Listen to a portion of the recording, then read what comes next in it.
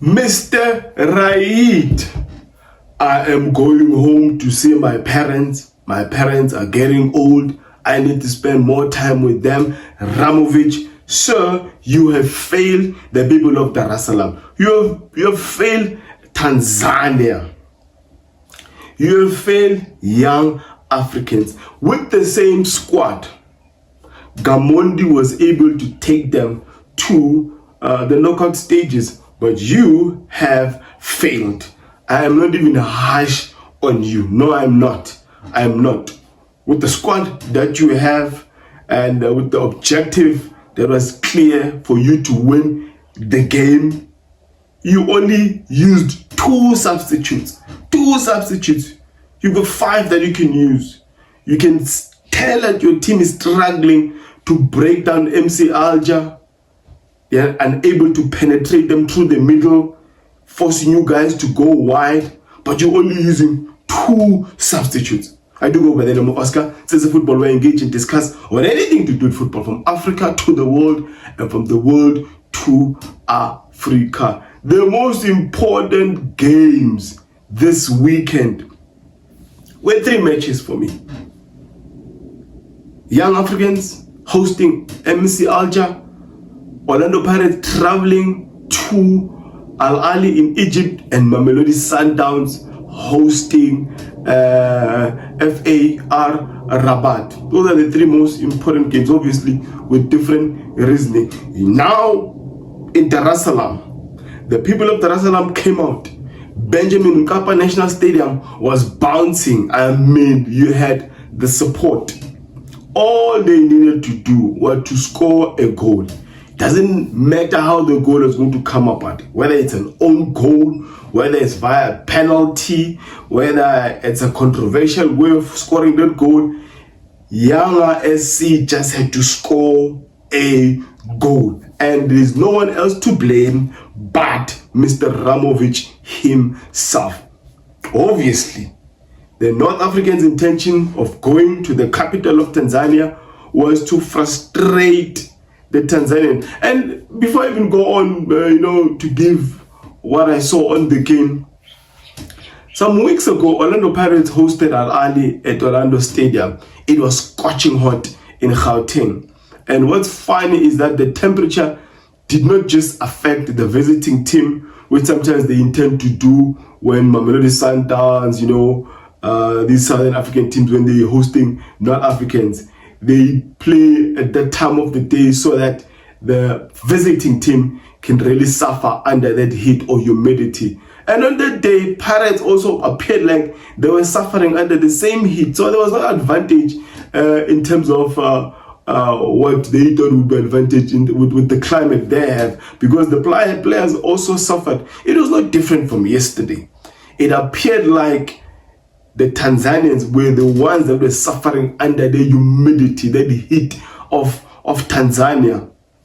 And it was just funny. Would have been better if they had played the game in the evening. Maybe start the game at 7 or 8 o'clock at night. But because it did not give them any advantage whatsoever. No advantage for Yanga SC playing under the humidity and heat.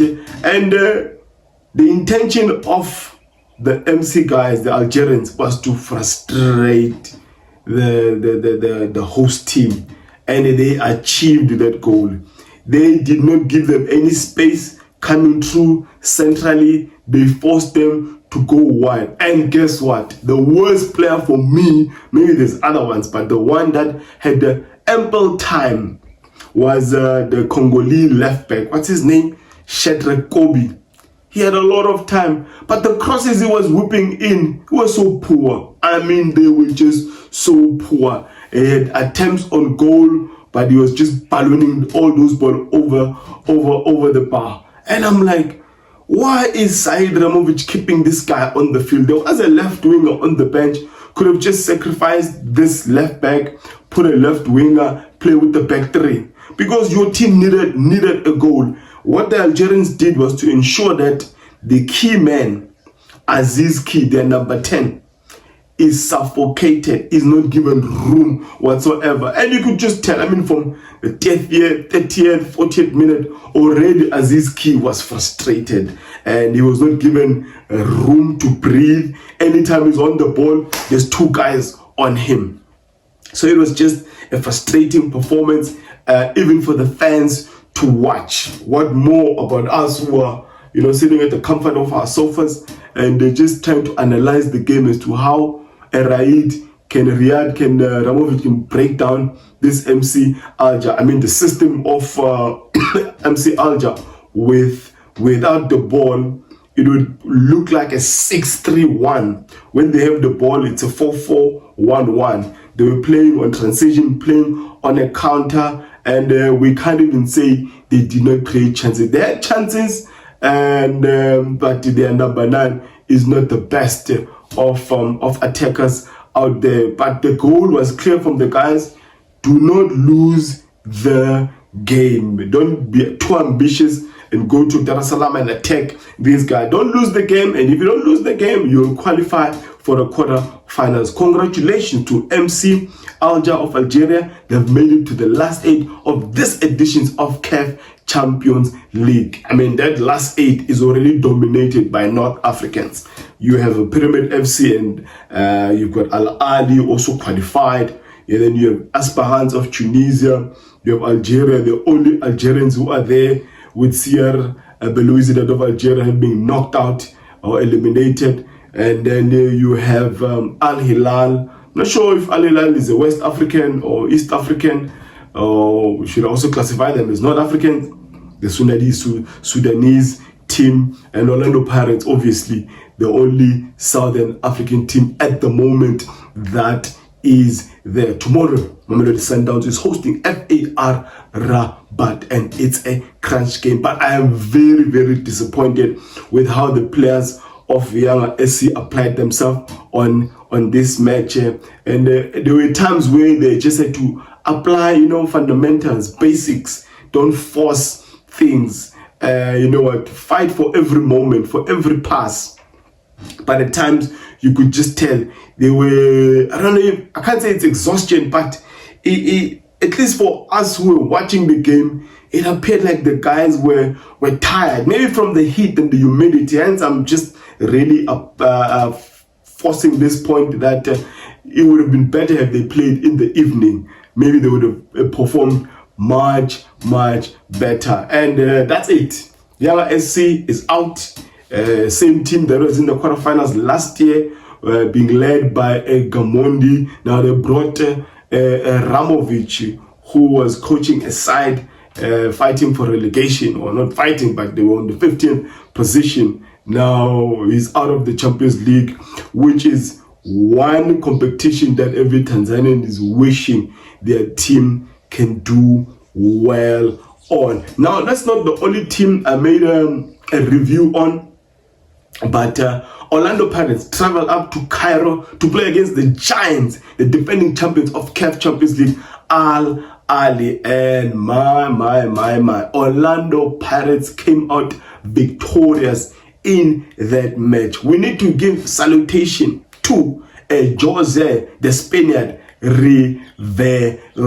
I mean, the guy, he's doing well. I mean, we need to give credit where credit is due, and he understands his squad, and he's very bold to even use young players. What a match. It was not the prettiest of matches, but it was effective, certainly for the side of Orlando Pirates. The stadium was not packed to capacity as we would assume with your Giants, your Esperance and your Wydad and Al Ahly. I don't know what was the reasoning behind that. Maybe they were just allocated a certain number of tickets to sell because it was not full. Probably maybe 15,000 or so fans allowed into, or tickets sold for the game. But let us now go to the game. You know what? There are people that we must never overlook. We must also mention how great they are for Orlando Pirates and for Jose Rivera. I mean, Jose Rivera and this technical team, they did their homework on this. And that second half also from Ahly, they came out strong. But Jose Rivera believes in his team, and he knows that his team will always create opportunities. And what you need when an opportunity is created is someone who's going to put away those chances. And that's what they did with that great chance of Mabasa.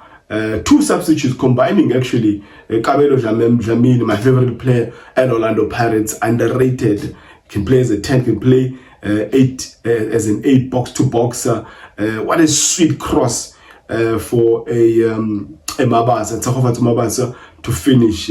Some people were arguing that it could be Gilberto's goal, but it was not, because the ball had crossed the line. What a cross, what a sweet finish from a Tsakova Mabasa. But let us also applaud the performance of Upodlela Sibisi there at the heart of the defense. I mean, a lion, a gigantic performance against Al Ahly. I mean, Al Ahly, I mean, they are finishing this group as runner-ups. Orlando Pirates now have the privilege of finishing tops, meaning that teams like your MC Alger, can't remember the other guys who finished runner-up, will be one of the teams that might possibly face an Orlando Pirates. And I'm excited about the last 8, just hoping that whatever happens tomorrow between Sundowns and the Moroccan team, Sundowns will win the group, so that the Southern African teams can just avoid each other, because there's going to be one pot of group winners and another pot of runner-ups. And in that way, at least the Southern African teams are giving themselves a chance to be in the semi-finals. Now, this also means that with Al Ahly losing this match, it means that they are runner-ups. And if a Mamelodi Sundowns win their group match, MC Alger, Al Ahly will be one of those candidates that might possibly face a Mamelodi Sundowns in the in the quarterfinals. CAF Champions League is very, very excited, and what we all know of CAF Champions League is that whatever happens in the group stages, it's good to take the confidence with you to the last 8, the knockout stages, but it's also be to your advantage if you forget about it, because the performance is certainly, with the experience I've seen, they are totally different when you get into those knockout stages. And hence a team like Al Ahly has done so well, Esperance has done so well in the knockout stages, because I mean, it's a totally different mindset, different approach when you get into those knockout stages. I know the advantage is with the group winners in the quarterfinals. They play their first legs away from home, second leg they host, and that's the advantage of winning your group. So the first leg of Orlando Pirates will be away to wherever they will be facing. So as things stand at this moment, the group winners are Orlando Pirates, Al Hilal of Sudan, and Esperance. And we'll have to wait and see what's going to happen between Mamelodi Sundowns, Raja Casablanca, and AFR Rabat. If you're seeing this space and this content for the very first time, love to see your opinion on the matches that have played the past weekend. I mean, what a useless 4 goals. Was it 4 goals or 5 goals for TP Mazembe? So you were running short of goals until the match day 6.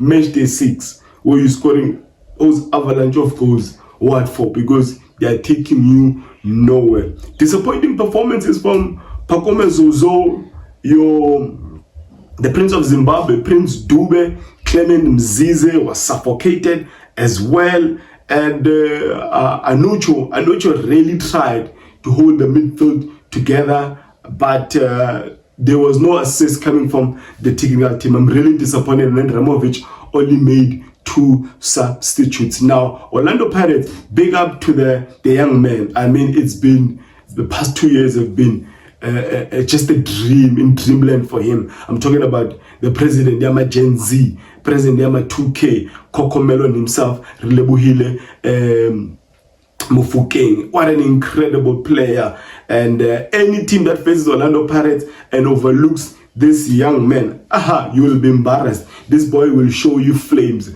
Orlando Pirates, clearly, it's not a one-man team because they've got players almost everywhere. If Mahopa doesn't perform, a Mabasa can come from the bench. That midfield, you've got a Gabriel Jamin, you've got a Makehlane, you've got a Mbata that can take shots outside goal. You've got full-backs, you Van Rooyen, Lebito, speedy recovery to you. It doesn't look like it looks like a serious injury. You just came from a long one, and this one also looks serious. You've got a horse, the endurance of a horse from the Namibian Dion Hotto. Anyone who said Orlando Pirates does not have depth, they lied to us. They honestly lied to us. They've got youngsters that are as good. Muhau Nkota. It's exciting. It's exciting. Just hoping that the Southern African teams don't face each other in the quarterfinals, provided Mamelodi Sundowns win or do well in the last match of their group. Do like, do subscribe, do comment, do watch the videos, do watch the ads, and that's how you support and help us grow these platforms. Now let me end it there by declaring, may my God bless you all.